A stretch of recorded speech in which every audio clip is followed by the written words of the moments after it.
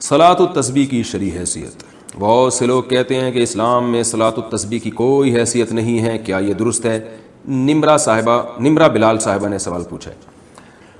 دیکھیں، صلاۃ التسبیح کے بارے میں جتنی احادیث ہیں کوئی ایک بھی صحیح حدیث نہیں ہے، پہلی بات تو یہ۔ دوسری بات یہ کہ فقہا کا اصول ہے کہ ضعیف حدیثیں جب کثرت سے ہوں تو وہ درجہ حسن تک پہنچ جاتی ہیں، یعنی قابل قبول ہو جاتی ہیں۔ وہ اس بیس پہ اگرچہ صحیح حدیث ایک بھی نہیں ہے لیکن کثرت سے حدیثیں ہیں، اگرچہ وہ ضعیف ہوں تو وہ مل کے ایک قوت مل جاتی ہے ان کو۔ اس بیس پہ جمہور علماء کا یہی مذہب ہے، یہی ان کا قول ہے، یہی ان کا فتویٰ ہے کہ صلاۃ التسبیح کو بالکل کالعدم قرار دے دینا یہ درست نہیں ہے۔ اس نماز کی ایک حیثیت ہے، یہ سنت عمل ہے، کیونکہ ضعیف روایتوں کی کثرت کی بیس پہ جو ہے وہ فتویٰ یہ دیا جائے گا کہ یہ نماز ثابت ہے، اور وہ فضیلت جو اس کی حدیث میں آتی ہے وہ فضیلت ثابت ہے۔ لیکن بعض علماء کا موقف یہ ہے کہ، اور میرا بھی رجحان انہی بعض علماء ہی کی طرف ہے، میں کوئی بہت بڑا عالم مفتی نہیں ہوں لیکن ایک ٹوٹا پھوٹا سا رجحان اس طرف ہے میرا۔ وہ ابن تیمیہ رحمہ اللہ تعالیٰ نے جو بات کی ہے بڑی زبردست کی ہے، اور یہی بات ہمارے شیخ حضرت مفتی رشید احمد صاحب رحمہ اللہ بھی فرمایا کرتے تھے۔ حضرت نے تو ابن تیمیہ کی بات نقل نہیں کی، حضرت کی اپنی ذاتی رائے تھی مفتی رشید احمد صاحب کی جو مفتی اعظم تھے، اور حضرت مفتی تقی عثمانی صاحب، حضرت مفتی رفیع عثمانی صاحب دامت برکاتہم العالیہ کے استاذ رہے ہیں 8 سال، بڑے علم مشہور تھے۔ ان کا بھی رجحان اس طرف تھا کہ وہ بھی صلاۃ التسبیح کو نہیں مانتے تھے۔ اس کی وجہ یہ تھی کہ وہ یہ کہتے تھے کہ ٹھیک ہے درجہ حسن تک روایتیں پہنچ رہی ہیں، مگر ان روایتوں سے جو نماز ثابت ہو رہی ہے نا وہ ان مشہور متواتر روایتوں کے بالکل اپوزٹ ہے، یعنی ان کے خلاف ہے۔ امام ابو حنیفہ رحمہ اللہ تعالیٰ کا اور فقہ حنفی کا جو اصول ہے خاص طور پر مسائل کے استنباط کا، وہ یہ ہے کہ جو اگر کوئی متواتر یا قطعی چیز ہمارے سامنے آ جائے احادیث سے، اس کے مقابلے میں اگر صحیح حدیث بھی اس کے خلاف ہوگی تو اس قوی کو ترجیح دی جائے گی۔ جیسے قرآن ایک متواتر ہے، اب قرآن سے اگر کوئی حکم ثابت ہو رہا ہے تو اگر حدیث صحیح حدیث سے بھی یعنی حدیث اگر صحیح بھی ہو اور اس کے خلاف چلی جائے گی تو احناف پھر قرآن کو لیتے ہیں، حدیث کو اس میں تعویل کر لیتے ہیں کیونکہ قرآن قطعی ہے۔ تو اسی طرح بعض روایتیں کثرت سے ہوتی ہیں جن سے ایک حکم ثابت ہو رہا ہوتا ہے، ان کے اپوزٹ اگر ایک کوئی صحیح روایت بھی ہوتی ہے تو اس کو احناف اکثر رد کر دیتے ہیں یا اس میں تعویل کر لیتے ہیں کہ بھئی جو متواتر روایتوں سے جو چیز ثابت ہو رہی ہے وہ اس کے بالکل اگینسٹ ہے۔ تو صلاۃ التسبیح میں بڑا اشکال یہ ہوتا ہے کہ اس نماز کی جو کیفیت ہے اس میں بعض دفعہ ایسا عمل ہوتا ہے جس سے سجدہ سہو لازم آ رہا ہوتا ہے، یعنی عام نمازوں، مثال کے طور پر آپ جب یعنی سورہ فاتحہ کے بعد جب سورت شروع کرتے ہیں اور سورت ختم کرتے ہیں تو رکوع میں تاخیر سے جو صحیح حدیث سے ہمیں پتہ چلتا ہے، جو نبی کا معمول رہا ہے، وہ یہ کہ سورت ختم کرتے ہی آپ نے رکوع کیا ہے۔ تو اسی وجہ سے فقہا نے کہا ہے کہ اگر سورت ختم کرنے کے بعد آپ رکوع میں تاخیر کریں گے تو سجدہ سہو لازم ہو جائے گا۔ یہ کثیر صحیح حدیث سے یہ اصول نکالا ہے فقہا نے، جبکہ صلاۃ التسبیح اس کے اپوزٹ ہے۔ اس میں کیا ہوتا ہے کہ آپ تلاوت ختم کرنے کے بعد تسبیحات پڑھنا شروع کر دیتے ہیں، رکوع میں تاخیر لازم آ رہی ہوتی ہے۔ تو صحیح احادیث سے جو بات بے غبار روایات اور کثرت روایات سے جو بات ثابت ہو رہی ہے وہ یہ ہوتی ہے کہ سورت ختم کرتے ہی رکوع کرنا واجب ہے، تو اس میں کیا ہو رہا ہے کہ رکوع کرنا واجب نہیں ہے، تو یہ اگینسٹ ہو رہی ہے نا ان صحیح احادیث کے۔ اس لیے بعض علماء کا موقف یہ ہے کہ اگرچہ ضعیف روایتیں ہیں، کثرت سے ہیں، درجہ حسن تک پہنچی ہوئی ہیں، مگر اس سے جو نماز کی کیفیت ثابت ہوتی ہے وہ متواتر جو روایتیں ہیں ان سے ثابت ہونے والی کیفیت کے خلاف ہے۔ تو جو قوی ترین چیز ہے اس کو لیا جائے اور اس کے جو اپوزٹ اس کے جاری ہے اس کو ترک کر دیا جائے۔ اس بیس پر مفتی رشید احمد صاحب رحمہ اللہ تعالیٰ کی رائے تھی، حالانکہ انہوں نے کئی سال صلاۃ التسبیح پابندی سے پڑھی ہے، مگر جب ان کا رجحان اس طرف ہوا، یہ تحقیق کی طرف ان کا دماغ گیا، تو انہوں نے صلاۃ التسبیح چھوڑ دی، مگر منع نہیں کرتے تھے دوسروں کو، اس لیے کہ جمہور بہرحال اس کے قائل ہیں۔ تو میں بھی کسی کو منع نہیں کرتا، جو ہے وہ جمہور اس کے قائل ہیں، اور فقہ حنفی میں بھی فتویٰ اسی پر ہے کہ صلاۃ التسبیح پڑھنی چاہیے۔ تو لیکن بعض علماء بہرحال اس طرف گئے، اور پھر میں نے بعد میں علامہ ابن تیمیہ رحمہ اللہ تعالیٰ کی تحقیق پڑھی، انہوں نے بھی یہ بات لکھی ہے کہ لم یثبت مثلہ بمثلہ، کہ جس قسم کی نماز ان روایتوں سے ثابت ہو رہی ہے صلاۃ التسبیح والی، تو اس جیسی نماز جو صحیح روایتوں کے بالکل اگینسٹ جا رہی ہے اس کے لیے بہت مضبوط دلیل ہونی چاہیے۔ تو یعنی اتنی کمزور دلیل سے وہ ثابت اس کو نہیں کیا جا سکتا، کیونکہ یہ صحیح روایتوں کے اگینسٹ جا رہی ہے۔ یعنی جو مفتی رشید احمد صاحب کہا کرتے تھے، تو ابن تیمیہ رحمہ اللہ کی رائے بھی میں نے دیکھی کہ وہ بھی بالکل اس کے مطابق ہے، لیکن بہرحال جمہور اس کے قائل ہیں۔ علامہ ناصر الدین البانی رحمہ اللہ تعالیٰ وہ صلاۃ التسبیح کے قائل ہیں، اور انہوں نے اس مسئلے میں عبداللہ ابن مبارک رحمہ اللہ کی تقلید کی ہے، اور بالکل واضح لفظوں میں تقلید کی ہے. ان کی تحقیق جو میں نے پڑھی تو انہوں نے بتایا کہ اگرچہ ضعیف روایتیں لیکن عبداللہ ابن مبارک رحمہ اللہ تعالی جیسا محدث وہ کہتے ہیں جب وہ پڑھا کرتے تھے تو پھر ہم اس کو سنت ہی سمجھتے ہیں. تو یعنی کیونکہ عبداللہ ابن مبارک بہت بڑے محدث تھے, فقیہ بھی تھے, تو انہوں نے کہا کہ عبداللہ ابن مبارک نے چونکہ اس نماز کو افضل سنت قرار دیا اور ثابت قرار دیا ہے تو اتنے بڑے محدث کی رائے کو میں فالو کر رہا ہوں. تو انہوں نے اس تقلید کا لفظ تو ذکر نہیں کیا, لیکن انہی کی تقلید میں, تقلید اسی کو کہتے ہیں کہ آپ کسی پر اعتماد کر کے کہ بھئی جب اتنا بڑا آدمی ایک چیز پہ فتویٰ دے رہا ہے تو میں بھی اس پر اعتماد کرتا ہوں. تو اگر کوئی تقلید کے طریقے پر اگر کوئی عبداللہ بن مبارک کو فالو کرے یا کسی دوسرے مجتہد کو پھر تو ٹھیک ہے, لیکن اگر تحقیق کی دنیا میں جاتے ہیں تو پھر میرا رجحان اسی طرف ہے, کیونکہ امام حنیفہ سے صراحتاً اس بارے میں کچھ منقول نہیں ہے, امام مالک سے بھی صراحتاً اس بارے میں کچھ منقول نہیں ہے, یہ حضرات اس بارے میں خاموش ہیں. تو اگر ان سے منقول ہوتا تو بھی ہم کہتے ہیں کہ یہ اتنے بڑے لوگ ہیں, یقیناً ان کے سامنے کوئی مضبوط دلیل ہوگی یا یہ اس حدیث کو یقیناً صحیح سمجھتے ہوں گے, کیونکہ مجتہد کا کسی حدیث پہ فتویٰ دے دینا یہ اس کی علامت ہے کہ اس کی نظر میں یہ حدیث بالکل صحیح ہے. تو وہ اگر یہ فیصلہ کر دیتے یہ حدیث صحیح ہے تو پھر کیونکہ حدیث کا صحیح اور ضعیف کہنا بھی تو محققین کا کام ہے نا, یہ فیصلہ عام آدمی کے لیے آسان نہیں ہے.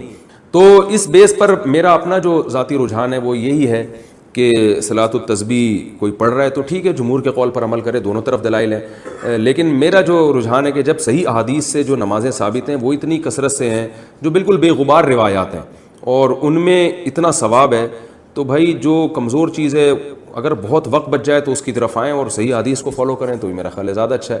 لیکن بہرحال کوئی صلاۃ التسبیح پڑھتا ہے تو بدعت نہیں کہہ سکتے, کیونکہ بڑے بڑے علماء کا اس میں اختلاف ہے, اور جب اتنے بڑے فقہاء اور علماء کا اختلاف ہوتا ہے تو اس کی بیس پر کسی عمل کو بدعت بہرحال ہم نہیں کہہ سکتے, جبکہ روایتیں اس طرف موجود بھی ہیں. تو اس لیے آپ جس کی بات کو فالو کرنا چاہیں, جس عالم کے قول پر عمل کرنا چاہیں, آپ کو اختیار ہے, اس میں دونوں رائے ہیں. باقی صلاۃ التسبیح میں ایک اور میں بات آپ سے عرض کروں کہ دیکھیں نماز تو جمہور کا مذہب تو یہی ہے, فقہ حنفی میں بھی فتویٰ اسی پر ہے کہ صلاۃ التسبیح پڑھنا سنت ہے, بڑے بڑے علماء اس کے قائل رہے ہیں جس کی ڈیٹیل میں نے آپ کو بتائی.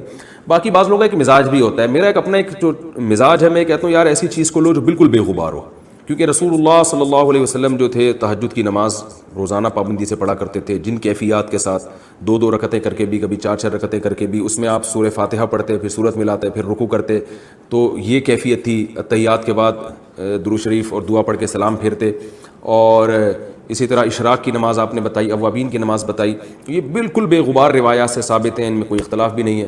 تو بعض کا مزاج بھی ہوتا ہے, میرا مزاج یہ کہ بھائی ایسی چیز کو لے لو جو بالکل بے غبار ہو. لیکن بعض لوگ کہتے ہیں کہ بھائی اس میں چونکہ تسبیح کا عمل بہت زیادہ ہو رہا ہے اور بڑی لمبی نماز ہوتی ہے اور تسبیح سے ایک طرف دماغ لگتا ہے, اس بیس پہ کہتے ہیں کہ یہ پڑھنی چاہیے. تو اس میں ایک ذوق کا بھی اپنا دخل ہوتا ہے. تو دونوں رائے ہیں, آپ جس رائے کو چاہے. نبی صلی اللہ علیہ وسلم نے فرمایا کہ لیلۃ القدر میں یہ دعا زیادہ پڑھا کرو, اللہم انک عفو تحب العفو فاعف عنا. اے اللہ تو معافی کو پسند کرتا ہے, سراپا معافی ہے, بس تو ہمیں معاف کر دے. قرآن میں 2 جگہ اللہ نے لیلۃ القدر کی فضیلت بیان کی, ایک سورہ دخان میں اور ایک سورہ قدر میں. سورہ دخان میں کہا انا انزلناہ فی لیلۃ مبارکہ, ہم نے اس قرآن کو نازل کیا برکت والی رات میں. اور سورہ قدر میں ہے انا انزلناہ فی لیلۃ القدر, ہم نے قدر کی رات میں اس کو نازل کیا. اور دونوں جگہ قرآن میں ہے تنزل الملائکۃ والروح فیہا من کل امر باذن ربہم من کل امر, کہ فرشتے اس رات میں اللہ کے حکم کو لے کر نازل ہوتے ہیں. اور سورہ دخان میں کہا فیہا یفرق کل امر حکیم, ہر حکمت والے فیصلے اس رات میں کیے جاتے ہیں. تو یہ سب لیلۃ القدر کے بارے میں ہے, اس کو لوگ شب برات پر لے جاتے ہیں. اور قرآن میں ہے خیر من الف شہر, 1000 مہینے سے بہتر ہے. تو اس لیے لیلۃ القدر کو تلاش کرنا چاہیے. ہمیں متعین طور پر وہ بتائی نہیں گئی ہے, بتایا گیا تھا نبی صلی اللہ علیہ وسلم کو, لیکن آپ کو بھلا دیا گیا. اس میں حکمتیں ہیں, مصلحتیں ہیں.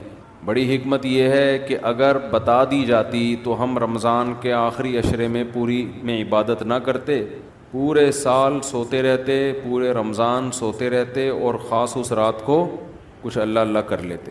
اور یہ بھی خطرہ تھا بتا دی جاتی تو اس میں گناہ کا عذاب بھی 1000 گنا, سینکڑوں گنا بڑھ جاتا, پھر حجت تمام ہو جاتی. پھر کوئی گناہگار یہ نہیں کہہ سکتا تھا کہ بھائی مجھے کیا پتا تھا آج لیلۃ القدر ہے. تو بڑا عذاب آ سکتا تھا اللہ کا، کوئی اس رات میں گناہ کرتا.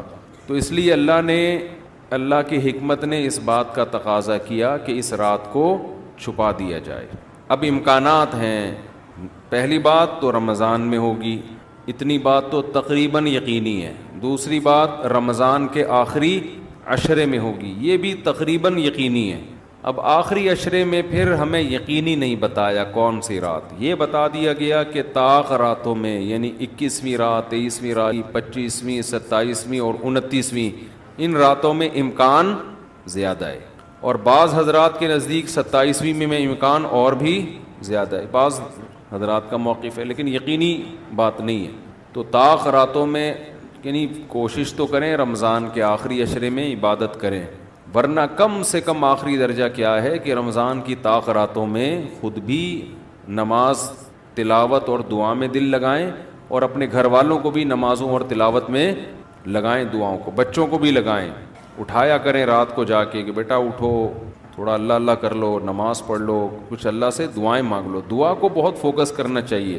آج کل دعاؤں کو چھوڑ دیا بالکل، حالانکہ سب سے بڑی عبادت ہی دعا ہے. دعا میں اللہ اور بندے کا جو کنیکشن ہوتا ہے نا، وہ نماز میں بھی نہیں بنتا، وہ تلاوت میں بھی نہیں بنتا. وہ جو تعلق بنتا ہے نا اللہ اور بندے کا دعا میں، وہ کسی عبادت میں نہیں بنتا. تلاوت کا مطلب تو یہ کہ اللہ آپ سے کیا کہہ رہا ہے وہ سن لیں آپ، اس میں تو یہ فائدہ ہوتا ہے. لیکن دعا میں تو آپ اللہ سے تعلق بڑھاتے ہیں نا، آپ اللہ سے مانگتے ہیں. تو اس لیے ان راتوں میں خوب گڑ گڑا کے لمبی لمبی دعائیں مانگنے کا معمول بنائیں. اعتکاف والے ساتھی بھی بیٹھ جائے کریں اکیلے میں، کہیں کچھ کر لیں، اللہ اللہ سب کچھ مانگ لیں، یہ سوچ کر کہ جو مانگیں گے اللہ ہمیں وہ دے گا. جب انسان مانگتا ہے نا پتہ نہیں ملے گا نہ ملے، تو پھر ملتا نہیں ہے. اللہ کہتا ہے جب تیرا میرے بارے میں یہ نظریہ ہے کہ میں دیتا ہی نہیں ہوں، تو پھر مانگتا رہے بیٹھ کے، میں نہیں دوں گا. اللہ میں استغنا بہت ہے. اللہ کا معاملہ یہ ہے کہ اللہ میں استغنا بہت ہے. اللہ کے سامنے جھکو گے تو وہ چھپڑ پھاڑ کے دے گا. تھوڑی سی بھی اکڑ دکھاؤ گے تو پھر اللہ کا کچھ نہیں بگاڑ سکتے، پھر خود ہی رلتے رہو گے، ساری زندگی برباد ہوتے رہو گے. جیسے نبی صلی اللہ علیہ وسلم نے ایک بوڑھے کو بخار میں دیکھا، فرمایا کہ طہورن، یہ بخار تمہارے گناہوں کو معاف کرے گا، خیر برکت کا ذریعہ ہے. وہ بیچارہ کہیں غصے میں تھا، اس نے کہا یہ ایک بڈھے کو تنگ کرنے کے لیے آیا ہے. آپ نے فرمایا اب ایسا ہی ہوگا، یہ گناہوں کی معافی کا ذریعہ اب نہیں بنے گا. تو دعا میں مانگیں یہ سوچ کر کے یقینی طور پر اللہ میری دعا کو قبول کرے گا، اور بار بار مانگتے رہیں. مانگیں کیا، یہ بڑی پرابلم ہے، یہ بڑا مسلمان کے ساتھ مسئلہ ہے. بھائی بڑی بڑی چیزیں مانگیں اللہ تعالیٰ سے. سب سے بنیادی ضرورت ہماری کیا ہے؟ فمن زحزح عن النار وادخل الجنة فقد فاز. جسے جہنم کی آگ سے بچا لیا گیا اور جنت میں داخل کر دیا گیا، وہ ہے اصل کامیاب. تو یہ مانگو اللہ تعالیٰ سے، اے اللہ مجھے جنت. مانگنے کا مطلب پتہ ہے کیا ہوتا ہے؟ یہ نہیں ہوتا کہ میں انہی بدماشیوں میں رہوں لیکن آخرت میں مجھے معاف کر کے جنت میں داخل کر دینا، یہ قطعاً مطلب نہیں ہے. جنت مانگنے کا مطلب یہ ہے کہ اے اللہ وہ کاموں کی توفیق دے دے جن کی وجہ سے جنت ملتی ہے. کیونکہ یہ تو بہت کفر ہے ایک طرح کا کہ میں رہوں ایسے ہی، اور یہ تو گویا اللہ کی آیات کا مذاق اڑانے والی بات ہوگی. تو ہدایت مانگے، ہدایت، سیدھا راستہ، ایسا راستہ کہ جس پہ چل کے کیا ملتی ہے؟ جنت. اس راستے پہ چلا دے، یہ سب سے زیادہ مانگا کریں. اور جو دین کے کام میں لگے ہوئے ہیں، مبلغین ہیں، علماء ہیں، دینی مدرسے کے طلباء ہیں، وہ ایک اور دعا بہت زیادہ مانگا کریں. کیونکہ ان کو صرف جنت تھوڑی چاہیے، ان کو تو یہ چاہیے کہ ہمیں اللہ نے پیغمبروں کا وارث بنایا ہے، تو ہم سے اے اللہ تو دین کا کام بہت زیادہ لے لے، جو ہمارا مقصد ہے، ہمارا ہدف ہے. اگر ایک عالم کاروبار کامیاب کر کے چلا گیا تو یہ کون سا تیر مار لیا اس نے؟ یہ کوئی اس کا اصل کام تھوڑی تھا. ایک عالم شادی کر کے 4 شادیاں کی اور دھڑا دھڑ بچے پیدا کر کے دنیا سے چلا گیا، کام تو یہ بھی اچھا کیا اس نے، لیکن یہ اس کا اصل ہدف یہ تو کوئی بھی کر سکتا ہے. یہ تو ابو ظہبی کے جو سابق بادشاہ تھے ان کے میرے خیال ہے 100 کے قریب کہا جاتا ہے بیٹے تھے ان کے، دھڑا دھڑ شادیاں کی انہوں نے. وہ لوگ تو پھر طلاقیں دے دے کے بھی کرتے رہتے ہیں نا عرب بادشاہ، انہیں کوئی نہیں پوچھتا کہ طلاق دے بھی ہم آپ اور نہیں، یہ گھر کا شروع کر دینا، پٹو گے بہت برے طریقے سے. اور ویسے بھی شریعت میں پسندیدہ کام نہیں ہے طلاق دینا، لیکن عرب لوگوں کے پاس پیسہ بہت ہے، وہ بھائی ایک بیوی کو طلاق دی، یہ بھائی بنگلہ دے دیا, وہ خوش ہوتی ہے, چل بھائی بنگلہ ملا, ایک اور شادی کی, تو ان کے ہو جاتے ہیں 100. تو عالم کا اصل کام کیا ہے؟ اللہ اس سے دین کا کام لے لے. جیسے پیغمبروں کو دنیا میں بھیجا گیا دین کی خدمت کے لیے, وہ اگر وہی نہ کریں تو پھر ان کا مقام اور مرتبہ ہے؟ ظاہر ہے ان کا مقام کس لیے؟ دین کی خدمت. تو جو دینی مدرسوں کے طلباء ہیں, علماء ہیں, ان کا تو یہ فرض ہے کہ اتنا مانگے اللہ سے کہ اللہ ہماری صلاحیتیں ضائع نہ ہوں, تو ہم سے دین کا بہت زیادہ کام لے لے. ایک عامی آدمی بھی یہ دعا مانگ سکتا ہے, لیکن طلباء اور علماء کے لیے اس کی اہمیت زیادہ ہے. تو اس میں ہمارے حضرت یہ دعا بتایا کرتے تھے, اے اللہ اخلاص کے ساتھ کام لے لے دین کا, کیونکہ دین کے کام میں بہت دفعہ ریاکاری آتی ہے. کام دین کا ہوتا ہے لیکن پھر آدمی کی اپنی انا شامل ہو جاتی ہے, اپنی پبلسٹی, میں بڑا بن جاؤں, میری پروموشن ہو, مجھے لوگ واہ واہ کریں, یہ نفس کی خواہش اس میں کیا ہوتی ہے شامل, اور اس سے دین کا کام تو ہو جاتا ہے, آپ کو قیامت کے دن ٹکے کا بھی اجر نہیں ملتا. کیوں؟ حدیث میں آتا ہے ان اللہ رب یؤید ھذا الدین برجل فاجر او کما قال صلی اللہ علیہ وسلم. اللہ بعض دفعہ کسی فاسق سے بھی دین کا کام لے لیتے ہیں, اس کا اللہ کی نظر میں مقام نہیں ہوتا, لیکن بعض دفعہ کام اللہ اس سے لے لیتے ہیں, ہو جاتا ہے, لیکن مقبول نہیں ہوتا وہ. تو اخلاص کے ساتھ دین کے کام کی اللہ توفیق دے. کس کے ساتھ؟ اخلاص. دوسرا عافیت کے ساتھ. دین کے کاموں میں آزمائشیں بہت ہیں, جیلیں بھی ہیں, لوگوں کی صلواتیں بھی ہیں, تو انسان اللہ سے دعا یہی مانگے کہ عافیت کے ساتھ ہو جائے, آزمائشوں میں نہ گھروں میں. اور تیسری بات, قوت اور ہمت کے ساتھ. قوت الگ چیز ہے, ہمت الگ. پاور بھی ہو میرے پاس کام کی, کمزور آدمی دنیا میں کام نہیں کر سکتا, تو کام بھی قوت کے ساتھ ہو, پاور کے ساتھ, جاندار کام ہو, کچھ کر کے جاؤں دنیا سے, لوگ کہیں بھائی, لوگ کہیں نہ کہیں, اللہ کہے کہ کچھ کر کے گیا. لوگوں کو بعض دفعہ پتہ ہی نہیں ہوتا, کر کوئی اور رہا ہوتا ہے, کیش کوئی اور کرا رہا ہوتا ہے, تو اللہ کو پتہ ہے, اللہ کہے کہ واقعی تو کچھ کر کے آیا ہے. اور چوتھا, ہمت کے ساتھ. طاقت ہوتی ہے, بہت سے طاقتور ہم نے دیکھے ہیں سستی کی وجہ سے کام نہیں کر رہے ہوتے, پوستیوں کی طرح پڑے رہتے ہیں. وہ پاور بھی ہوتی ہے, بولنے کی طاقت, چلنے کی طاقت, دوڑنے کی طاقت, لیکن کیا ہر دوڑنے والا دوڑتا بھی ہے؟ اس کے لیے ہمت بھی تو چاہیے نا. کمزور میں ہمت ہوتی ہے, طاقت نہیں ہوتی. طاقتور میں, یعنی اگر کمزور میں ہمت ہو, طاقت نہ ہو, وہ بھی کسی کام کا نہیں. آپ میں طاقت ہے مگر ہمت نہیں ہے, آپ بھی کسی کام کے نہیں ہیں. تو ہمت کے ساتھ, تو یہ 4 الفاظ کے ساتھ دعا مانگا کریں, اے اللہ دین کی خوب خدمت لے لے, اخلاص کے ساتھ, عافیت کے ساتھ, قوت اور ہمت کے ساتھ. اتنی خدمت کہ میں دین کے کاموں میں کسی سے پیچھے نہ رہوں, کیونکہ مقابلہ کمپٹیشن ہے. پہلے میں کبھی یہ دعا مانگتا تھا, بلکہ میں کیا, ہمارے ایک دوست تھے, وہ انہوں نے ہمارے شیخ کو خط لکھا کہ وہ میں یہ دعا مانگتا ہوں, اے اللہ میں دینی کاموں میں سب سے آگے نکل جاؤں, سب کو پیچھے چھوڑ دوں میں. تو حضرت نے فرمایا یہ سب کو پیچھے چھوڑنے والی دعا ٹھیک نہیں ہے. وہ کہیں گے ہمیں کیوں دعا میں ہرا رہا ہے, تو اپنے لیے مانگنا. یہ ایسا ہی ہے جیسے آپ کہہ رہے ہو, اے اللہ مجھے اتنا پیسہ دے کہ وسیم سے زیادہ دے دے مجھے, وسیم مجھ سے پیچھے رہ جائے. تو وسیم کہے گا تو اللہ سے جتنا پیسہ مانگ, مجھے کیوں پیچھے کر رہا ہے اپنے, میں نے تیرا کیا بگاڑا ہے بھائی. تو حضرت نے دعا کے الفاظ چینج کروائے, ان سے کہا یوں نہ مانگا کرو کہ میں سب کو پیچھے چھوڑ دوں, بلکہ یوں دعا مانگو میں کسی سے پیچھے نہ رہوں, مجھے اپنے آگے نکلنے کی فکر ہے, دوسروں کو پیچھے چھوڑنے کی نہیں ہے. تھوڑی سی ورڈنگ صحیح کر لو اپنی. تو یہ 2 دعائیں بہت مانگا کریں.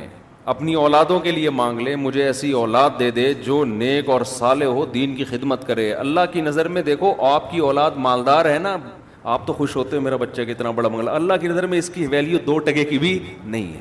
اگر اللہ کی نظر میں ان پیسوں کی, گاڑی بنگلے کی کوئی 2 ٹکے کی حیثیت ہوتی نا, تو موسیٰ کلیم اللہ کو اللہ سب سے زیادہ مال دیتا, سب سے زیادہ مال. اور فرعون تانے کیا دیتا تھا حضرت موسیٰ کو, مسکین, اس کے ہاتھ میں سونے کے کنگن نہیں ہے, میرے ہاتھ میں سونے کے کنگن, میرے پاس باغات جن کے نیچے نہریں بہتی ہیں, موسیٰ کے پاس کچھ بھی نہیں ہے, مسکین. آپ اپنی اولاد کو چاہتے ہو کروڑ پتی بن جائے, دولت مند بن جائے, یہ بابا بھائی مسافر خانہ ہے, لعنت بھیجو یار. بن جائے تو ٹھیک ہے, میں نہیں کہہ رہا ان کو غریب لاوارث چھوڑ کے جاؤ, فوکس کس کو کرو بھائی, نیک بن جائے, دیندار بن جائے, پرہیزگار بن جائے. اگر پرہیزگار بن گئی نا, اللہ پہ اعتماد اور تعلق ہو گیا, सूखे टुकड़ों में भी आपकी औलाद खुश रहेगी।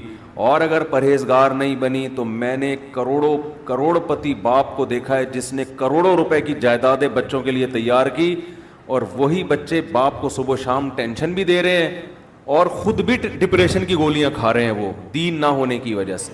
तो लैलतुल कदर में क्या दुआएं मांगनी है? 2 दुआओं को फोकस ज्यादा करना है। एक, हिदायत अपने लिए भी, अपने माँ बाप के लिए, बीवी और बच्चों के लिए, अपने बहन भाइयों के लिए और इनके अजवाज और इनकी औलाद। ये आपका फैमिली की क्या हो गई? कंप्लीट। यूं दुआ मांगे, ए अल्लाह आफियत वाली जिंदगी दे, सीधे रास्ते पे चला दे मुझे, मेरे वालदैन को, वालदैन में बाप दादा सब आ गए, नाना नानी सब आ गए, मेरे वालदैन को, मेरे बीवी बच्चों को, मेरे बहन भाइयों, उनकी अजवाज और उनकी औलाद को। अजवाज में शौहर और बीवी दोनों आ गए हैं, तो ये आपकी फैमिली क्या हो गई? कंप्लीट। तो ये सब के लिए दुआ कर दी। तो चंद दुआएं, अब मौजू चल पड़ा है तो मैं बता देता हूं जो मांगनी चाहिए, क्योंकि हमारे यहाँ दुआ ही नहीं, अजीब सी तरीके से दुआएं मांगी जा रही होती हैं। चंद दुआएं बहुत ज़रूरी हैं जो इन लैलतुल क़दर में आपने कसरत से मांगनी है। एक दुआ सबसे पहले मैंने बताया क्या मांगनी है? हिदायत। बल्कि इससे भी पहले अपने गुनाहों की मग़फ़िरत, क्योंकि गुनाह दुआ की कबूलियत में आड़ बनते हैं। अल्लाह कहते हैं तू मेरी तो कुछ भी नहीं मानता और अपनी मुझसे मनवा रहा है, मैं जब तुझे आजमाइश में डालता हूं तो तू कुछ भी नहीं करता। तो पहले अल्लाह से माजरत कर रहे हैं, माफ़ी मांगे, जो मेरे गुनाह हो चुके माफ़ी चाहता हूँ, मैं इकरार करता हूँ मैं गलत हूँ, तू मेरे गुनाहों को क्या कर दे? माफ़। ये बार बार मांगे अल्लाह से। यही है इन्नका अफ़ुव्वुन तुहिब्बुल अफ़्वा फ़अफ़ु अन्ना। और दिल में नियत करें, अल्लाह मैं तुझसे वादा करता हूँ आइंदा मैं गुनाह नहीं करूँगा। शैतान ऐसे मौके पे कहेगा हबे तू कर लेगा, तो क्यों झूठे वादे कर रहा है? तो शैतान को बोले तू और मैं जानूँ, अल्लाह जाने तुझे कबाब में हड्डी बन के तुझे क्या तकलीफ हो रही है। ये शैतान ना ऐसे मौके पे ये करवाता है ताकि मुंह से बात भी अच्छी ना निकालो आप। शैतान आएगा और कहेगा कि भाई तू दुआएं मांग रहा है कि तू मैं दोबारा नहीं करूँगा, तूने करना तो है ये काम दोबारा, क्यों अपने आप को धोखा दे रहा है? तो आप शैतान से क्या बोलो, भाई मेरा मामला अल्लाह का मामला, तेरे को बीच में तकलीफ क्या हो रही है? जैसे मैं जब शादी कर रहा था तो लोग महल्ले वाले कह रहे थे मुफ्ती साहब को क्या हो गया, फिर तीसरी शादी कर रहे हैं। तो एक साहब ने कहा भाई अपने खर्चे पे कर रहे हैं, लड़की के अब्बा राजी हैं, तो आपको तकलीफ क्या हो रही है? उनके घर वालों को हो तो समझ में आता है। तो यही बात शैतान को समझा दिया करें, सही है। ये वसवसे डालता है शैतान अमल से रोकने के लिए। तो भाई जब बाद में खुदा न ख्वास्ता हो गया तो दोबारा तौबा कर लेंगे। अब ये थोड़ी कि अगर होने का खतरा है तो हम कोई अच्छा काम ही ना करें, बाकी अच्छे अमल भी छोड़ दें इस चक्कर में कि हमसे तो गुनाह हो जाता है तो अब हम क्या, हमें क्या। भाई हो जाता है तो जब होगा तो देखा जाएगा, अभी तो नहीं हो रहा ना, अभी तो जज्बा है नहीं करेंगे बस। तो पहले क्या करना है? गुनाहों से तौबा, उसके बाद हिदायत की दुआ। सबसे बड़ी जरूरत क्या है? सीधे रास्ते पर चलने की तौफीक। उसमें अपने लिए, बीवी बच्चों के लिए, अपने वालिदैन और बहन भाई और उनकी अजवाज और औलाद, ये पूरा बड़े बड़े रिश्ते कवर हो गए इसमें, ठीक है ना। फिर तीसरे नंबर पर दीन की खिदमत की दुआ कि अल्लाह हमसे दीन का बहुत काम ले ले, क्योंकि उलमा के लिए तो सबसे बड़ा की फजीलत ही यही है कि अल्लाह उनसे दीन की खिदमत ले ले। वो दुनिया में कारोबार के लिए नहीं है, शादियों के तो एक ज़िम्नी चीज़ है, उसके लिए शादियों को प्रोमोट करने के लिए ज़रूर है क्योंकि वो भी दीन का एक हिस्सा है। तभी हमारे हज़रत मुफ्ती रशीद अहमद साहब कहते थे उलमा को खुद शादियाँ ना करो, लोगों को तरगीब दो। तो लोग कहते थे हज़रत जब तरगीब कैसे दें जब खुद नहीं करेगा, खुद करोगे तो दीन के काम के काबिल नहीं रहोगे इतने झगड़े होंगे ना कि बस इसी काम के रह जाओगे और किसी काम के नहीं रहोगे। तो अलबत्ता ये सुन्नत है ज़रूरी, तो लोगों को तरगीब दो, लेकिन वही बात है कैसे तरगीब दें, लोग कहेंगे खुद कर नहीं रहा। तो ऐ अल्लाह दीन का काम मुझसे बहुत ज़्यादा ले ले। ताजिर है वो भी दुआ कर सकते हैं, दीन का काम ले ले, अल्लाह उसके माल से मदारिस बनवा दे, मस्जिदें बनवा दे, यतीम खाने खुलवा दे, तो कितनी बड़ी बात है। चौथी दुआ आफ़ियत की, ये ना मांगा करे अल्लाह मुझे मालो दौलत दे दे, अल्लाह मेरी तनख्वाह 2 करोड़ करवा दे। इस तरह की दुआएं ये जुज़ियात हैं, हदफ को फोकस करना चाहिए। अल्लाहुम्मा इन्नी अस्अलुकल अफ़्वा वल आफ़िया, मुआफ़ी चाहता हूँ, आफ़ियत, आफ़ियत वाली ज़िंदगी, टेंशनों से पाक ज़िंदगी चाहिए। अब वो अल्लाह की मर्ज़ी है, पैसा दे के टेंशन से पाक कर दे या बग़ैर पैसे के आपको टेंशन फ्री बना दे। आफ़ियत चाहिए मुझे, फिर दीनी व दुनिया वल आखिरा, दीन में भी आफ़ियत, मेरा दीन भी मुसीबतों से महफूज रहे, मेरी दुनिया भी اور آخرت بھی. وفی اہلی و مالی, میرے گھر بار بھی پریشانیوں سے محفوظ رہے, بیوی بچے بھی, و مالی, اور میرا مال بھی مصیبتوں سے محفوظ رہے. مالوں پہ ہلاکتیں آ جاتی ہیں, فیکٹریوں کو آگ لگ جاتی ہے, تو یہ بڑی جامع دعا ہے, سمجھتے ہو. اس کے بعد ایک دعا اللہ سے اور مانگ لو. شادی شدہ آدمی کے لیے گھر ایک بڑی ٹینشن ہوتا ہے نا, وہ کہہ سکتا ہے کہ میں اللہ سے مصیبت سے پناہ مانگ رہا ہوں, تو مصیبتیں تو میں نے گھر میں خود پالی ہوئی ہیں. شادی شدہ لوگ, بعض لوگوں کی یہ رائے ہوتی ہے, تو یوں دعا مانگو, ربنا ہب لنا من ازواجنا وذریاتنا قرۃ اعین, اے اللہ ہمیں ہماری ازواج یعنی بیویوں اور اولاد کی طرف سے آنکھوں کی ٹھنڈک. یہ دعا عورت بھی مانگ سکتی ہے, کیونکہ زوج کا لفظ بیوی پر بھی اور شوہر پر بھی. آنکھوں کی ٹھنڈک دے, ان کو ہماری آنکھوں کی ٹھنڈک بنا دے. جب ہم گھر آئیں تو خوشی ہو, میری وائف بیٹھی ہوئی ہے ماشاءاللہ, میرے بچے بیٹھے ہوئے, خوشی ہو. یہ نہ ہو کہ جب گھر آئے تو پتہ چلا بیگم میکے گئی ہوئی ہے تو خوشی سے پاگل ہو جائے آدمی, جیسے کہ آج کل ہو رہا ہے. آدمی کا دکھایا اس کی بیوی میکے جا رہی ہے تو وہ بڑا پریشان نہ کہ یار جا رہی ہے, کوئی افسوس ہوا, اور ادھر منہ کر کے خوشی سے ناچ رہے, ٹھیک ہے نا. تو یہ کنڈیشن نہ ہو. اے اللہ ہمارے گھر والوں کو اور اولاد کو ہمارے لیے آنکھوں کی ٹھنڈک. آنکھوں کی ٹھنڈک کا یہاں مطلب یہ ہے کہ ان کو نیک بنا دے. ان کو کیا بنا دے؟ نیک, شریف, شرفا, نماز روزے میں لگے ہوئے ہوں, گھر جاؤ تلاوت کا ماحول ہو, دعاؤں میں لگے ہوئے ہوں, تلاوت کر رہے ہوں. تو جس کی فطرت صحیح ہو اسے یہ عمل دیکھ کر اس کی آنکھیں کیا ہو جاتی ہیں؟ ٹھنڈی. اور اگر آپ گھر میں گئے, بیگم صاحبہ ڈرامہ دیکھ رہی ہیں, سین چل رہا ہے بڑا ٹائٹ قسم کا نا, اور بچے بھی پب جی پہ لگے ہوئے ہیں, فلمیں دیکھ رہے ہیں, میوزک سن رہے ہیں, خدا کی قسم اس سے آپ کی آنکھیں ٹھنڈی نہیں ہوں. میں لوگوں سے کہتا ہوں اپنی بچی کو اسکارف پہناؤ, پراپر ڈریس پہناؤ, پھر دیکھو کتنی پیاری لگے گی آپ کو. اور آپ اس اسکارف جو ہے نا اور اسکرٹ پہنا دو, سلیو لیس کپڑے پہنا دو, آپ کو وہ آنکھوں کی ٹھنڈک نہیں لگے گی. گھر کا ماحول دینی ہو, طہارت کا, نماز کا, تلاوت کا, معمولات کا. تبلیغ والے کروا دیتے ہیں, اپنی عورتوں کو تبلیغ میں وقت لگواؤ گے تو گھر میں یہ معمولات شروع ہو جائیں گے. تبلیغ میں بڑی جان ہے.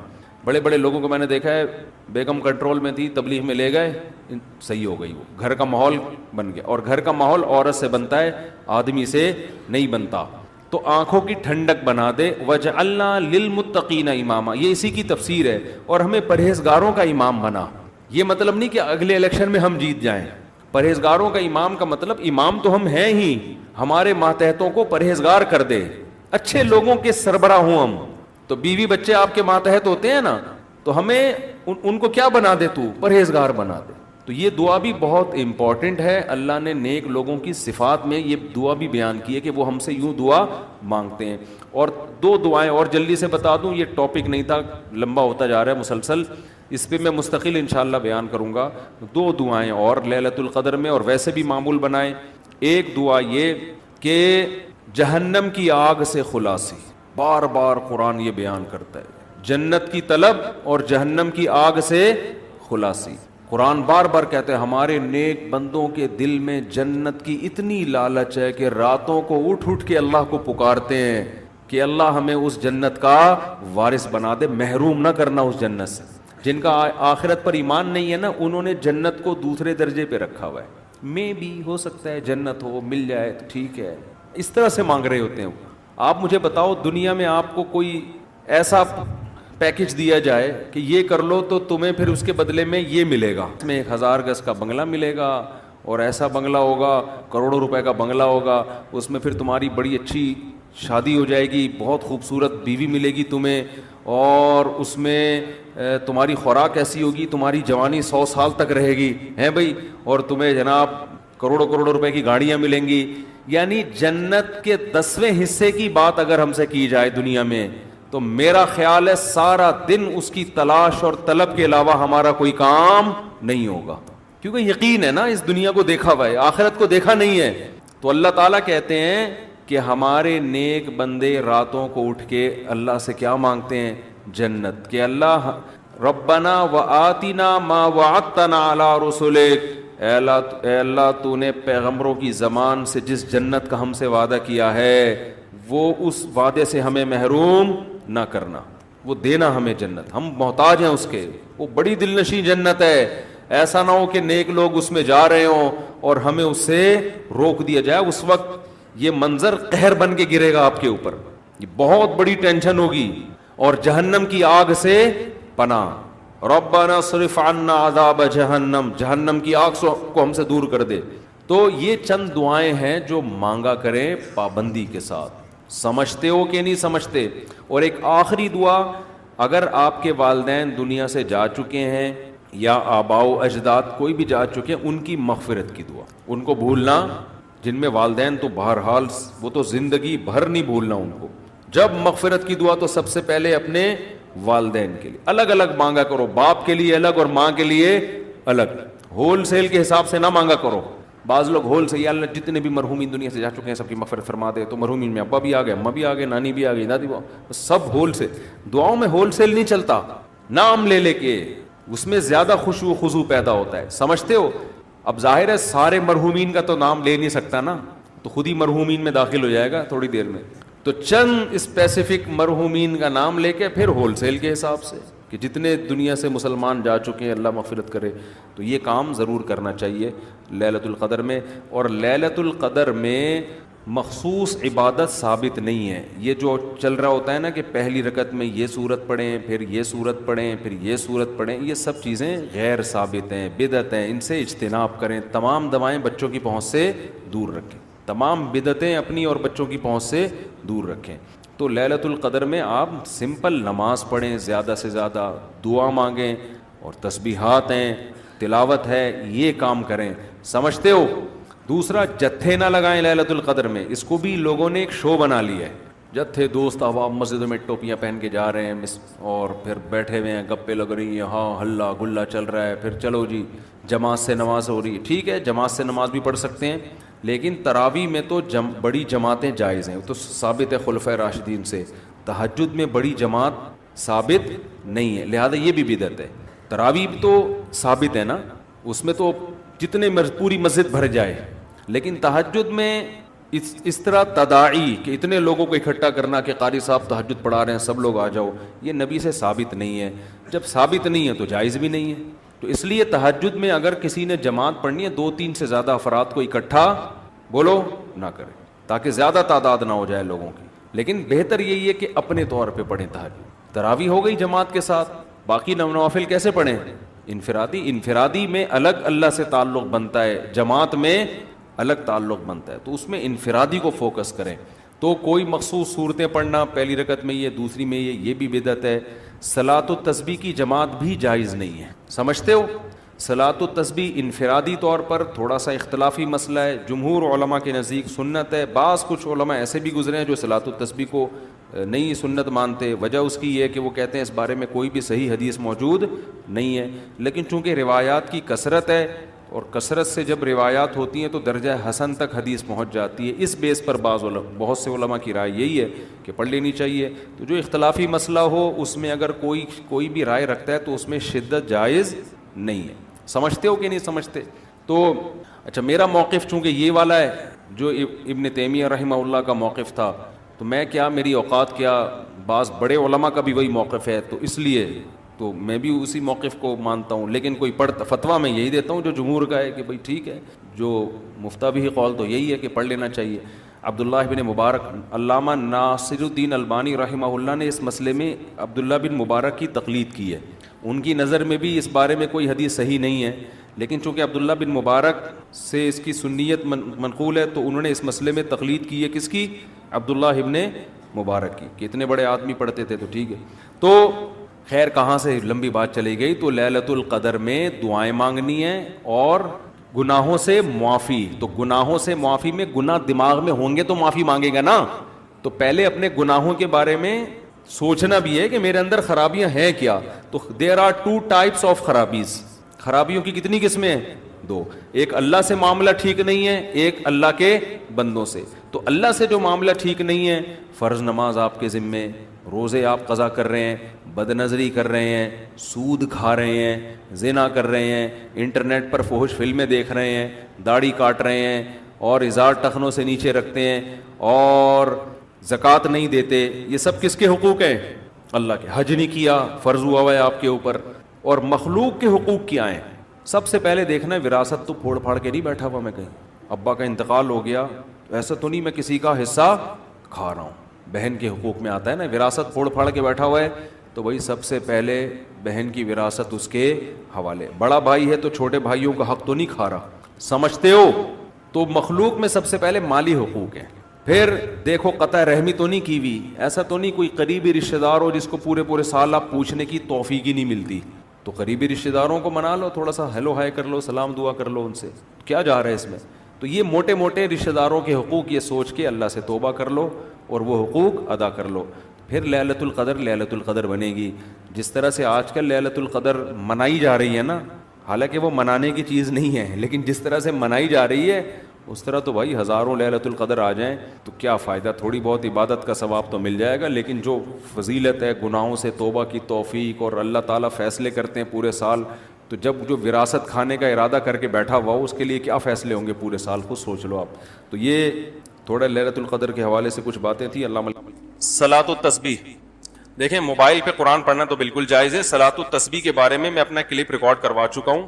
دیکھیں اختلافی اجتہادی مسائل میں نا اختلاف رائے کا تحمل کیا کریں. یہ جو قضاء عمری پہ جو میں نے اتنا سخت بیان کیا نا, اس لیے کہ یہ اجماعی مسئلہ ہے, لیکن جس مسئلے میں علماء کا پہلے سے اختلاف ہو, رفع الیدین کا مسئلہ, امام کے پیچھے فاتحہ کا مسئلہ, اسی طرح شب برات کا مسئلہ, اس میں رات کو فیصلے ہوتے نہیں ہوتے, اور رات کا فیصلہ والا تو وہ بالکل ہی وہ ایسے ہی قول ہے, یعنی کچھ چیزیں اس میں بھی اختلافی ہیں نا. تو جو اختلافی مسائل ہوتے ہیں اس میں اگر ایک عالم اپنی رائے بیان کر رہا ہے تو آپ بے شک اس کی رائے سے اتفاق نہ کریں. کیا ہو گیا بھائی؟ اس کی رائے سے آپ بے شک اتفاق نہ کریں, لیکن اس پہ طنز کرنے کی آپ کو اجازت نہیں. کے بارے میں نے کلپ ریکارڈ کروایا تھا کہ صلاۃ و تسبیح پر جتنی بھی حدیثیں ہیں وہ سب ضعیف ہیں. سمجھ رہے ہیں؟ وہ سب کیا ہیں؟ بہت ضعیف ہیں, لیکن کثرت سے ہیں. اس وجہ سے جمہور علماء ان کی کثرت کو دیکھ کر صلاۃ و تسبیح کے سنت ہونے کے قائل ہے کہ بھئی اتنی کثرت سے ہیں, جو ضعیف حدیثیں کثرت سے ہوں تو درجہ حسن تک پہنچ جاتی ہیں. بات سمجھ میں آ رہی ہے؟ نہیں آ رہی؟ اور حسن حدیث بھی قابل قبول ہوتی ہے. تو اصول حدیث کے لحاظ سے بہت سے علماء نے فتویٰ یہ دیا, جن میں حنفی بھی ہیں. علامہ ابن عابدین جو فقہ حنفی کے بہت مشہور مفتی ہیں, محقق ہیں, ان کا بھی یہی قول ہے. اور فتاوی شامیہ میں جس پہ فقہ حنفی میں اکثر فتویٰ اسی پہ دیا جاتا ہے, اس میں بھی ہے کہ صلاۃ و تسبیح پڑھنا کیا ہے؟ سنت ہے. تو ہمارے مدارس میں یہی قول اختیار کیا جاتا ہے کہ سنت ہے. لیکن بعض علماء ایک دوسری رائے بھی رکھتے ہیں. وہ یہ کہتے ہیں کہ ٹھیک ہے, یہ اصول بذات خود تو ٹھیک ہے کہ ضعیف حدیثیں جب کثرت سے ہوتی ہیں تو حسن تک پہنچ جاتی ہیں, لیکن وہ ایک اور بات کہتے ہیں کہ اس نماز کی جو کیفیت ہے, جو طریقہ نماز کا ثابت ہوتا ہے, نبی سے جو تواتر کے ساتھ جو نمازیں منقول ہیں یہ ان سے ٹکرا رہی ہے. یعنی بعض دفعہ کمزور دلیل کو بھی لے لیا جاتا ہے, لیکن اگر وہ کمزور دلیل متواتر دلیل کے اگینسٹ ہو رہی ہے تو پھر اس کو نہیں لیا جاتا. اور خاص طور پر جو امام ابو حنیفہ اس بارے میں بہت زیادہ سخت ہیں. وہ کہتے ہیں قرآن مجید کی آیت متواتر ہے, اسی طرح کوئی حدیث متواتر ہو تو اس کے مقابلے میں اگر خبر واحد بھی آ جائے گی نا, چاہے وہ صحیح ہو, تو وہ اس کو بھی رد کر دیتے ہیں. وہ کہتے ہیں 100% یقینی چیز کی وجہ سے وہ چیز کو نہیں چھوڑا جا سکتا. یعنی ایک چیز جو 100% یقینی نہیں ہے, اس کی وجہ سے اس چیز کو نہیں چھوڑا جا سکتا جو 100% یقینی ہو. اس کی بہت مثالیں ملتی ہیں. حدیث میں آتا ہے کہ البکر بالبکری جلد 100 و تغریب عام, کنوارا مرد اور عورت جب زنا کرے تو 100 کوڑے لگاؤ اور 1 سال کے لیے جلا وطن کرو. بالکل صحیح حدیث ہے, بخاری کی حدیث ہے. لیکن امام حنیفہ نے اس حدیث کو کے ظاہر کو نہیں لیا. اب لوگ اعتراض کرتے ہیں امام صاحب نے بخاری کی حدیث چھوڑ دی, یہ اتنی صحیح حدیث چھوڑ دی. بھائی اس لیے چھوڑ دی ہے کہ یہ قرآن کے کیا ہے؟ اگینسٹ ہے. قرآن میں جو زانی کی سزا بیان کی جا رہی ہے وہ یہ ہے کہ الزانیۃ والزانی فاجلدوا کل واحد منہما 100 جلدہ, زنا کرنے والے مرد اور عورت کو 100 کوڑے لگاؤ. اس میں اللہ تعالیٰ نے مزید کوئی سزا بیان بولو نا بھائی نہیں کی. اگرچہ یہ بخاری کی حدیث ہے لیکن قرآن کے مقابلے میں مضبوط نہیں ہے. اس کی یوں سمجھ لیں کہ قرآن کی کوئی ایک آیت کا انکار کر دیتا ہے فوراً کافر, بخاری کی کسی حدیث کا انکار کر دے گا کافر نہیں ہوگا. گمراہ ہم ضرور کہیں گے, کافر نہیں ہوگا. تو اس لیے انہوں نے اس حدیث میں تعویل کی ہے, رد نہیں کیا. تعویل کا مطلب بھئی یہ سیاسی حکم ہے کہ 1 سال کے لیے جلا وطن کر دو, کیونکہ ایک ہی جگہ رہ کر عشق معاشقہ ہو گیا ہوگا, زنا کر رہے ہیں, ان کو ایک دوسرے سے دور کر دیں گے. تو اگر حاکم اور قاضی یہ سمجھتا ہے کہ ان کو جلا وطن کرنے سے فائدہ ہے, زنا چھوڑ دیں گے تو کرنا چاہیے, نہیں سمجھتا تو بعض دفعہ جلا وطن کرنے میں فائدے کے بجائے نقصان ہے. اس لیے کہ یہاں تو مقامی لوگ ہیں, جب انسان اجنبی جگہ پہ جاتا ہے تو برائی کی طرف قدم اور زیادہ, خاص طور پہ لڑکی کو جب جلا وطن کریں گے تو اس کے پاس کمانے کا اور کوئی ذریعہ نہیں ہوگا, وہ زنا ہی کو پیشہ بنا سکتی ہے. سمجھ میں آ رہی ہے بات؟ اب لوگ تو کہہ دیں گے بخاری کی حدیث, حنفی لوگ بخاری کی حدیث نہیں مانتے, بخاری کی حدیث, او بھائی مانتے ہیں لیکن قرآن کو پہلے فوکس کرتے ہیں. لیکن بہت سے فقہا نے اس حدیث کو بھی لیا, ان کے اپنے اصول ہیں, ہر فقی کا اپنا اصول ہوتا ہے اور سب صحیح ہے ہمارے نظر. لیکن امام حنیفہ کا اصول اس بارے میں بہت سخت ہے کہ جو متواتر احادیث سے اور قرآن سے جو چیز ثابت ہوگی تو اگر کوئی چیز اس کے اگینسٹ ہوگی تو اسی جیسی پاورفل ہونی چاہیے, ورنہ اصول یہ ہے کہ وہ اس کو رد کر دیتے ہیں. تو صلاۃ و تسبیح والی جو نماز ہے اس سے بعض دفعہ ایسی چیزیں ہوتی ہیں جس سے عام نمازوں میں سجدہ سہو واجب ہو جاتا ہے. مثلا نبی صلی اللہ علیہ وسلم سے تواتر کے ساتھ جو نماز منقول ہے اس میں کیا ہے کہ تلاوت اور رکوع میں وقفہ, بولتے کیوں نہیں ہونا چاہیے. صلاۃ و تسبیح میں ہر رکعت میں وقفہ ہوتا ہے. تو یعنی ایک ایسا عمل جس سے عام نمازوں میں سجدہ سہو واجب ہو رہا ہے, اتنا ناپسندیدہ عمل ہے, اور وہی اس مکروہ عمل کا ارتکاب آپ کس میں کر رہے ہیں؟ صلاۃ و تسبیح میں. تو چونکہ مکروہ عمل کا ارتکاب کر رہے ہیں تو اس کے لیے وہ کہتے ہیں, یعنی اصول کہتے ہیں کہ دلیل اسی جیسی پاورفل ہونی چاہیے. لیکن میں نے بتایا مسئلہ اختلافی ہے, جمہور بہرحال اس کے سنت ہونے کے قائل ہیں اور بعض حضرات اس طرف گئے ہیں. تو میرا رجحان, میں تو نالائق آدمی ہوں, میرا تو مجھے یہ کہتے ہوئے بھی شرم آتی میرا رجحان, لیکن بن تو سکتا ہے نا, کسی کے رجحان پر تو گورنمنٹ کی طرف سے کوئی پابندی نہیں ہے. تو میرا رجحان اس لیے اس طرف ہے کہ بھائی جب صحیح احادیث جو بالکل بے غبار ہیں ان سے اتنی کثرت سے جو نمازیں ثابت ہیں پہلے وہ پوری کر لو, پھر ٹائم بچے تو پڑھ لو. لیکن آپ جب وہ ان کو کریں گے تو وہی اتنی زیادہ ہیں کہ آپ کے پاس اس طرف آنے کا ٹائم نہیں بچے گا. پھر بھی کوئی کر رہا ہے تو بھائی جمہور کا مذہب ہے, ہم اس کو بدعتی نہیں کہہ سکتے. علامہ ناصر الدین البانی رحمہ اللہ تعالی, انہوں نے صلاۃ و تسبیح کو سنت کہا ہے اور دلیل میں صرف عبداللہ ابن مبارک کی تقلید کی ہے انہوں نے, کیونکہ عبداللہ ابن مبارک صلاۃ و تسبیح کے قائل تھے, بہت بڑے محدث تھے. تو علامہ البانی نے کہا ہے کہ انہوں نے, یعنی ان کا یہ رائے ہے کہ عبداللہ ابن مبارک جیسا محدث جب ایک نماز کو افضل قرار دے رہے ہیں تو وہ غلطی پہ, ان کی بات کا میں حاصل بیان کو, تقلیدی ہے نا یہ. تو ہم یہ کہتے ہیں کہ چاروں امام ابو حنیفہ, مالک, شافعی, احمد بن حنبل, یہ نماز جتنی اس کی فضیلت بیان کی جا رہی ہے نا کہ اتنی فضیلت زندگی میں ایک دفعہ پڑھو, نہیں تو اچھا بعض علماء نے یہ بھی اعتراض کیا ہے کہ یہ کلام مزاج نبوت کے, ان کی رائے میں یہ منافی ہے, کیونکہ نبی صلی اللہ علیہ وسلم کے اس طرح کے الفاظ آتے ہیں اس میں کہ پوری زندگی میں ایک دفعہ پڑھو, روزانہ پڑھو, روزانہ نہیں پڑھ سکتے تو ہفتے میں ایک دفعہ, ہفتے میں ایک دفعہ نہیں تو مہینے میں ایک دفعہ, مہینے میں ایک دفعہ نہیں تو سال میں ایک دفعہ, سال میں ایک دفعہ نہیں تو بعض حضرات کا یہ بھی رائے ہے کہ یہ جو کلام ہے نا یہ بھی مزاج نبوت سے میچ نہیں کرتا, یعنی آپ صلی اللہ علیہ وسلم کی حدیثیں اس طرح کی ہوتی نہیں ہیں, یہ بعض حضرات کا یہ خیال ہے.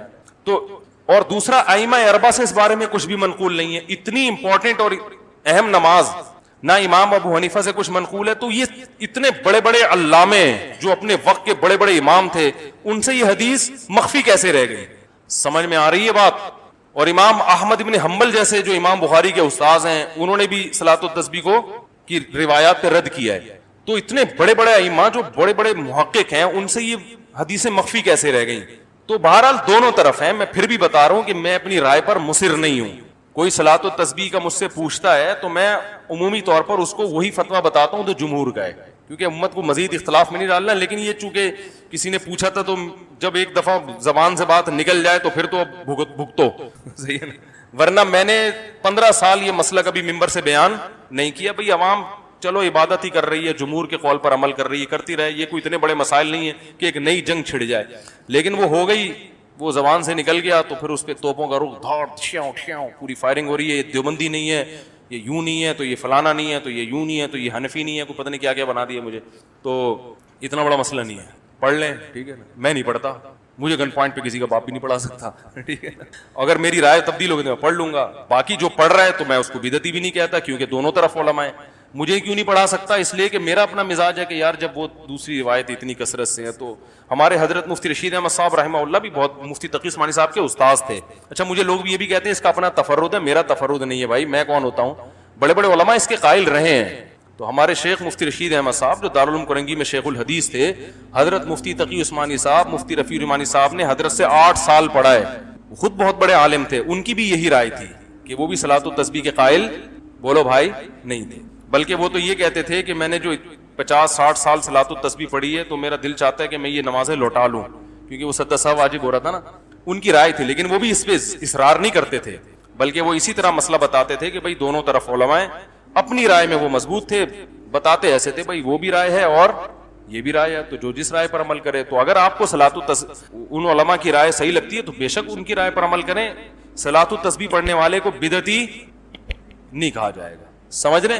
لیکن میرا بھی اتنا لمبا ریکارڈ کرانے کا مقصد یہ تھا کہ آپ جس رائے پر بھی عمل کریں, اللہ کا واسطہ رائے کے اختلاف کی برداشت کی قوت پیدا کریں اپنے اندر. یہ نہیں کہ آپ کی رائے کے خلاف اگر کوئی جا رہا ہے تو توپ سے اس کو اڑا دیں, آپ کسی کام کا چھوڑے ہی نہیں, آپ اس کے بیان مت سنو, یہ تو الگ ہی نیا فرقہ لے کے آ رہا ہے. کوئی نیا فرقہ نہیں ہے, یہ اختلاف چلتے رہتے ہیں ہمیشہ سے. ابن تیمیہ رحمہ اللہ بھی قائل نہیں تھے, وہ ٹھیک ہے وہ بہت ساری چیزوں کے قائل نہیں تھے, جو بالکل بعض چیزیں تو ایسی جو اجماع سے بھی ہٹ کر ہیں, لیکن بہرحال وہ ایک بڑے عالم تھے وہ بھی, تو اس لیے چلتا ہے. مارکیٹ میں کیا ہے, ہمارا مسئلہ خدا کی قسم یہ نہیں ہے کہ کسی سے دلیل میں غلطی ہو جائے.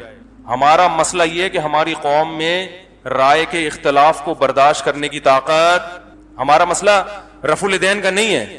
صحابہ میں رفع الیدین والے بھی تھے, رفع الیدین نہ کرنے والے بھی, لیکن پھڈے بازی بولو بھائی نہیں تھی. تو ہمارا جو مسئلہ ہے نا کہ بس میری رائے پہ اڑ جائے کہ میں ہی صحیح ہوں باقی سارے کیا ہیں غلط ہیں, تو نہ میں صلاۃ التسبیح پڑھنے والوں کے بارے میں ایسی رائے رکھتا ہوں, تو نہ آپ میرے بارے میں ایسی رائے کریں. زیادہ زیادہ ہمارے حضرت بعض دفعہ یہ بھی کہتے تھے کہ جب کوئی, اچھا یہ بھی یاد رکھیں تقلید مجتہد کی ہوتی ہے, مجتہد کے علاوہ کسی اور کی تقلید نہیں ہوتی کہ کسی نے بھی کچھ بھی لکھ دیا.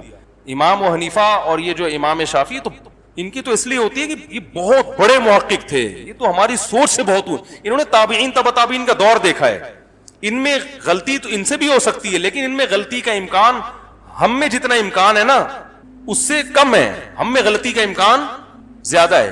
مجھے ایک صاحب کہنے لگے کہ یار امام حنیفہ سے غلطی نہیں ہو سکتی. میں نے کہا ہو سکتی ہے, لیکن آپ کی جو تحقیق ہے نا اس میں غلطی کا امکان امام حنیفہ کی تحقیق سے غلطی کے امکان سے زیادہ ہے. 100% تو اجتہادی مسائل میں کوئی بھی رائے قائم نہیں کی جا سکتی کہ کون صحیح ہے کون غلط ہے, امکان ہی کی بیس پہ چل رہا ہے کہ کس میں امکان زیادہ ہے کس میں. نے کہا ان میں کم ہے, آپ میں زیادہ ہے. تو امام حنیفہ کے بعد جو لوگ ہیں, تو پھر کوئی جو مفتی ہو جو خود تحقیق کر سکتا ہو, اس کے لیے پھر ہر ایک کے قول کو بالکل ہی جو ہے نا وہ تبھی ایسا ہوتا ہے. بہت سارے اقوال ہیں شامیہ میں ہیں جن پہ فتویٰ نہیں دیا جاتا, یہ چلتا ہے مارکیٹ میں, سب چلتا ہے, تو اس میں زیادہ ٹینشن لینے کا نہیں ہے. بولے یہ بھی ٹھیک ہے, اور زیادہ